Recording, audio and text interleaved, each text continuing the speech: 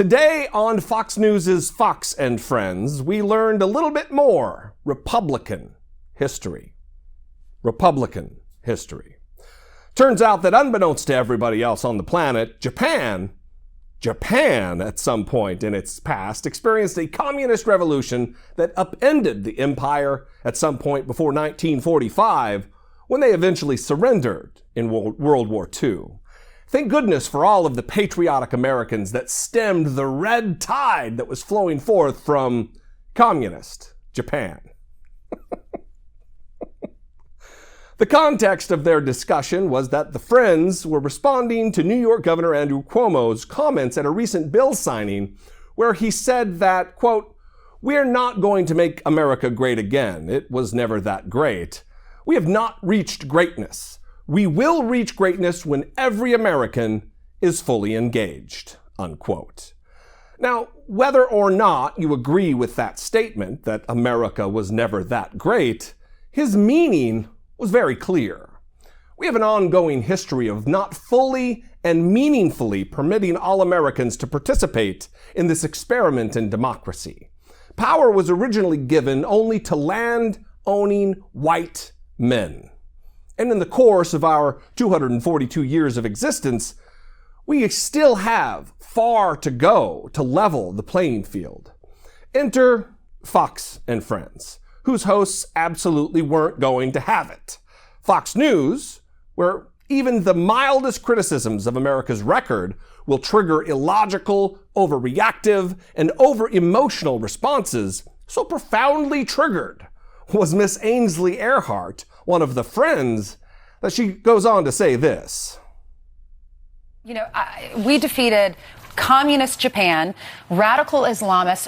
We ask our men and our women to go overseas to fight for our country and sacrifice so much for this great country so that we can be the land of the free, the land of the brave. We're the most generous country in all of the world. Yes, we have our faults, but because of this country, our world is definitely a better place. We are great. Yep, communism and Japan and so many other things as well. Yep. Communism and Japan and so many other things. Nice save, Ducey. It wasn't at all obvious what you were trying to do there. I just wanted to quickly remind everybody before we get started here who Ainsley Earhardt is. She's been a reporter and a pundit for nearly 20 years, and with that kind of experience, there's no excuse for this kind of professional ignorance. Add to the fact that she has also a record of showing complete indifference to the plight and difficulties of marginalized individuals in the United States. Please remember this. But I do want to say that it is because we protect the rights of the minority, and listen, we have separation of church and state in this country. What about the majority? Okay, the majority. I'm so tired of protecting the minority. What about the majority? Okay, the majority. I'm so tired of protecting the minority. Yeah.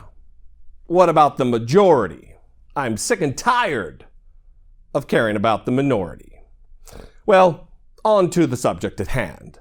While the communist Japan clip is hilarious and gives us yet another opportunity to laugh at the stooges at Fox and Friends, the dumbest show with the dumbest hosts on the dumbest network, there are two serious issues that we must discuss.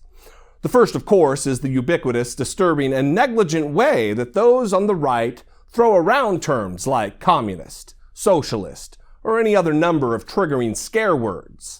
You may remember the frequency with which right-wing pundits referred to President Obama as a communist, as a socialist, or a Marxist. Check out this clip from 2009. You heard it many times, so much so that a survey by TVEyes.com found that in just one day, the president's programs were referred to as either socialist, communist, or Marxist 40 times. Here's the breakdown. CNN twice, Headline News twice, MSNBC 6 times, Fox News, no surprise there, 24 times. And the beat goes on. It doesn't matter what's true at Fox News.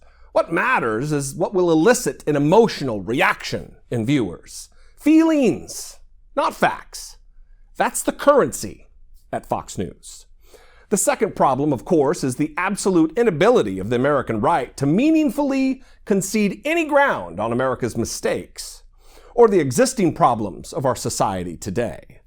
NFL protests can't be about the real problems of police violence. It must be about hating America. Criticizing Trump can't have anything to do with his incompetence and cruelty. You just hate America. Suggesting that we may have something to learn about the government from another country. Why do you hate America? You mentioned slavery? You hate America. Cruel immigration practices? Hate America. Grotesque income inequality? Stop hating America. America. America.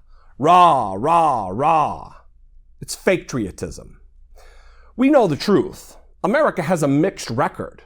We have made great contributions to the world, no doubt, but we have also inflicted great injustice.